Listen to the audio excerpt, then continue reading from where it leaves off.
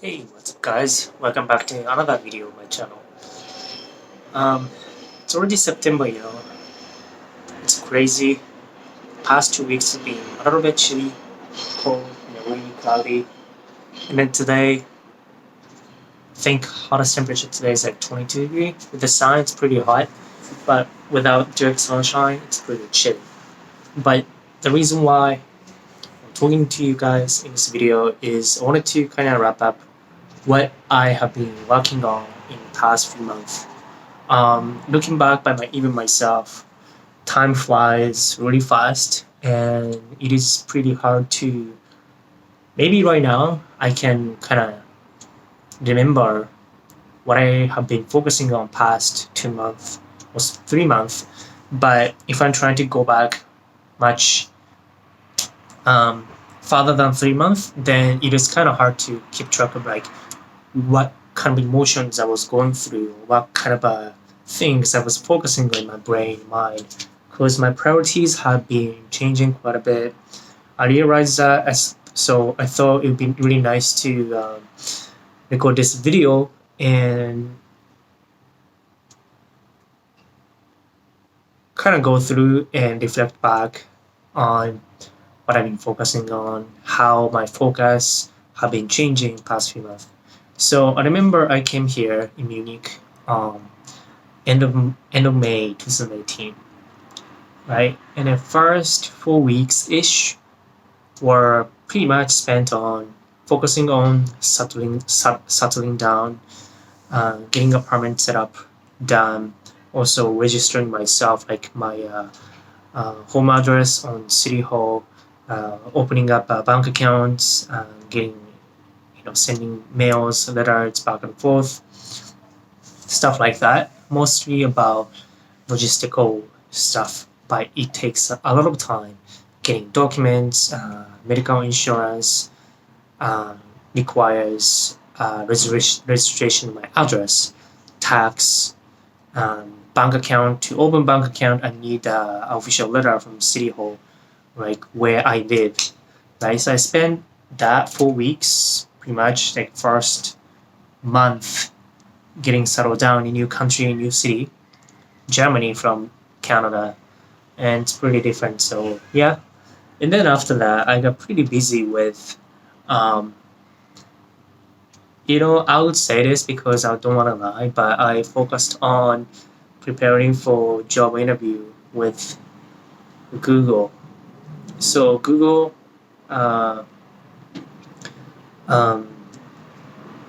approached back to me after I applied for a job in Munich and Zurich, Switzerland.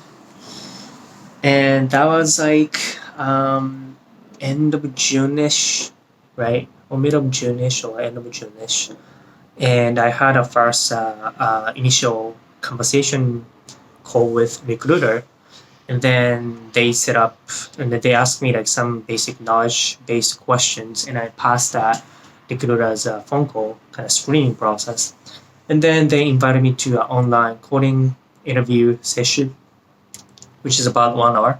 They told me that they asked me my availability like a week or so, 2 weeks. But I told them that I really want to prepare myself well because this is like I really take this opportunity seriously. So I told them to give me like 4 weeks. So I think the online coding interview was set to beginning of July. So from end of June-ish to July, I spent entire 3 to 4 weeks every single day after coming back from work from 6 p.m. I spent like 3 hours, 4 hours, maybe 5 hours from 6, 7 p.m. to 11 p.m., 12 p.m., 12 a.m., even 1 a.m. I spent every single day 3 to 5 hours studying, refreshing my memory, researching, learning new stuff like site reliability engineering, DevOps, cloud, Linux, Unix system engineering, Shell, Bash, some operating system level stuff like Linux commands. Also, I've learned and restarted and relearned about networking stuff like TCP/IP or OSI model, those network stacks, some Unix level commands like IP tables, routes, DNS, firewalls, load balancing, subnets, CIDR block, stuff like that. And also, so that's that. So Unix, Linux level stuff, system engineering, networking, cloud, which involves AWS, cloud scalability, DevOps, architecture, infrastructure, load balancer, proxy, availability, scalability, consistency, those things. Cloud, DevOps, Agile DevOps approach, containerization, microservices, like using Docker to increase the velocity of development and the testing and deployment. So that's that. So pretty much. And also I did study a lot about coding questions, data structures, and algorithm for straight 3 weeks on the website that lets you actually code the questions. So I finished like 90 questions, right? It takes like usually like 30 minutes to finish one question. So I did 90 questions. I struggled quite a bit with like pretty difficult questions like find items that add up to 3 items that add up to sum. When I find 4 items that add up to sum, 3 sum, 4 sum questions. Other stuff like median of 2 arrays, median of 2 sorted arrays, or those are pretty difficult ones. 3 questions, array, median, sorting algorithm in linear time, maximum in consecutive 3 block of array, something like that. A lot study, a lot, to really review. That's the first thing. I did 3 weeks data structure and coding on the website.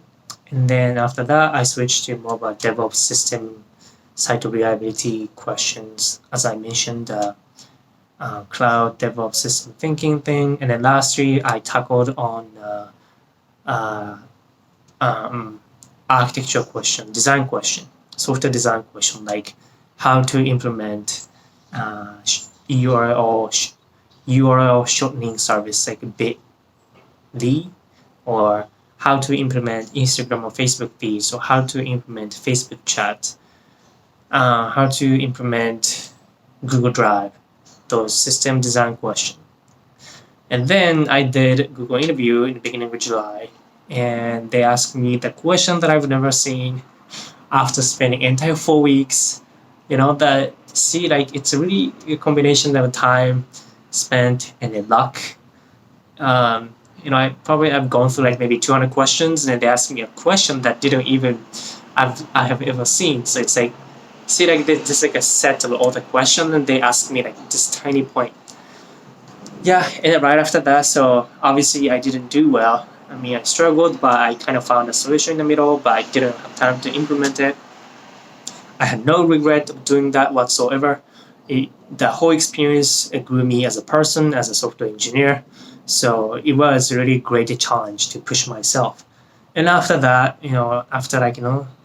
another company approached me and came back to me, and then, again, I prepared, but I already brushed up most of the questions like data structure algorithm and DevOps, cloud, Linux networking. So it was pretty easy for me to prepare, because it was about just refreshing my mind, reviewing stuff that I've already done in the past 4 weeks. Super hardcore studying for Google, which is one of the most difficult and was one of the most reputable tech software engineer companies in the entire world.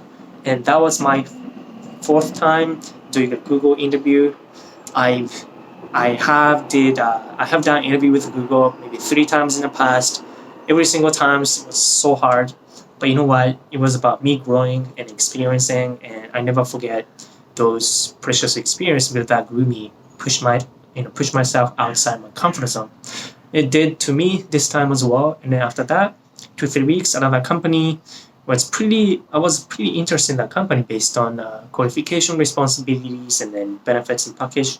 So I did like an online coding challenge in like it was like a 90 minutes one. I aced it like 100% score, pretty easy after going through preparing myself for the most difficult, challenging company's interview process. So it was pretty easy for me after that.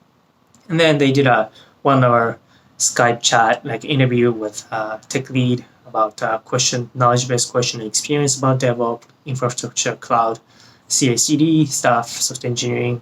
And then recruiter got back to me with outstanding feedback. They told me like, they see me, right fit, growing super fast, and basically outstanding feedback. I impressed them pretty good. And then lastly, I did an on-site 2 hours with more like a behavioral cultural fit thing. And then I aced it. Recruiter got back to me with impressive, outstanding feedback. And then after that, we emailed each other, and then they asked me about my compensation expectation, and then this is where I also prepare myself for negotiation, how to not sell yourself too short. So basically, I came back. I got back to them with what are my unique values, what I can provide in terms of skills, unique experience, and knowledge, my attitude, learning attitude, not just on the professional side, but also personal side, how I'm so driven to grow as a person and improve myself. I like self-development stuff, and also reading a lot of books about social psychology, sympathy, empathy, emotional intelligence, which is quite important if you're doing software engineering / working with a client. And so I definitely impressed them, and they got back to me. They initially offered me pretty low range of compensation. I was pretty disappointed about it, but you know what? I wouldn't settle for that less, and I know what my values are. So I was pretty firm and gave them the reasons, offers, pretty much offer them why, providing them my values, unique values, what I stand for. And they came back to me with the answer yes, with my skills and attitude and everything, and technical skills. They offered me what I specified, which was way above their range, which is good, because I don't bend. You need to know how to break rules to play the game, kind of thing. And if you're a good candidate, not just in a job candidate, but if you're like in the dating market, if you're working for something, and if you know what you're doing, if you know what's up, then you are not going to bend for somebody else. You bend rules. They're gonna bend rules because you're not settling for ordinary performance. You're striving for exceptional performance, and you should be compensated. You should be treated as such. So basically, you need to sell yourself as an extraordinary mind, a person with exceptional skills. So after acing my interviews, it is easy for me to to ask for what I want, and then so that's like a July, right? July. So end of July, finally, I finished the interview and got job offer stuff. And beginning of August, I switched my gear completely from the past a month and a half of studying and then learning about technical coding thing like software engineering, career focus, to reading books about emotions, vulnerability, insecurities, confidence, self-esteem, social communications, basically about vulnerability book disguised under a dating book. And then I've been kind of briefing about my feeling, actions, and then really digging deep down into my feelings, insecurities, my true expressions, how I feel, what is my truth, what is my intuition, what do I want in my life, what have I been compromising or bending or sacrificing in terms of feeling emotions for other people's perception of myself. So basically, maybe you can maybe you can kind of connect dots in terms of why I have been posting certain videos in the past few months. It's because I've been working on those stuff, reading books and basically practicing, basically developing better habits, social engineering, and creating attractive social habits and behaviors by focusing on fixing brains, first focusing on pains, fears, insecurities, and really embracing myself, embracing my insecurities, vulnerability, and really opening up myself, really expressing myself, what I want to do in my life, what I value in terms of emotions, external fitness, health, also internal emotional intelligence, smartness, humbleness, open-mindedness, whatnot. So that's what I've been doing. And then, beginning of August, I think beginning of August 10th to 20th, I took a 10 days vacation to Ukraine. I went to Kiev, and also Kharkiv, which is like second biggest city in Ukraine. It was the best probably vacation so far in my life. It was because combination of me being able to get out routines, obligations like 9 to 5 jobs, and then basically spending the time whatever that I wanted to. So I spent time waking up, however the time I wanted to wake up, usually like 9 a.m., and then go eat breakfast because food is super cheap in Ukraine. Eat like Thai food or Vietnamese or whatever. The food that I wanted to eat every single day cost me like $3 or $2, crazy amount. And then I read a book for like hour, 2 hours. And then I go to gym if I want to, walk around the city, really spending time for myself, by myself, with myself, kind of like being in touch, really facing my feeling, emotions, and expressions, really, kind of like really communicating with myself, really being true to myself. Because in modern society, with a professional world, or if you're studying university, it is really hard to really face yourself, really face your emotions or fears or your desires, your motivation. So it was a really good time. No obligation, no limitation. I was able to face myself every single day, unlimited amount of time. So I did whatever I wanted. So pretty much I eat, read. Reading was my most favorite activities among my everything else in my vacation. Walk around, take a walk, really kind of meditating, being present and being in sync, feeling my feeling, and then do photography, really exploring, cities, architectures, people, culture. Bringing a camera and getting out is really a great way to do it. Exposing, like getting out of the house, getting out of my mind, exploring, absorbing everything, and then meeting new people, and then catching up to my friend in Ukraine. It was the best. It was the best vacation in my life so far. Really, I needed that time away from my work and then routines because I realized after vacation, like in the middle of the vacation, especially I was reading those books about really figuring out my truth, my expression, identity, feeling, emotion. What do I want in my life, my values? I really realized that, I was really getting caught up with the routines and running for motion, going for motion without really thinking, really being in touch with what I feel and what I want. Because I was really living for somebody else's values, which was 9 to 5, right? 9 to 5 doesn't necessarily mean, oftentimes it's not really what you really want to do. It's not really true expression most of the time. It's really a means to ends for most people. It is your job to find something that you really love. And I really love what I do. At the same time, some stuff were compromised for sure. Kind of like the people I work with, or time that I work with, or location I want to work at. So those stuff I realized I was compromising quite a bit. I was sabotaging myself or like sacrificing a lot to fit into somebody's values. For example, some company forces you to work in a specific time, in a specific location, with specific people.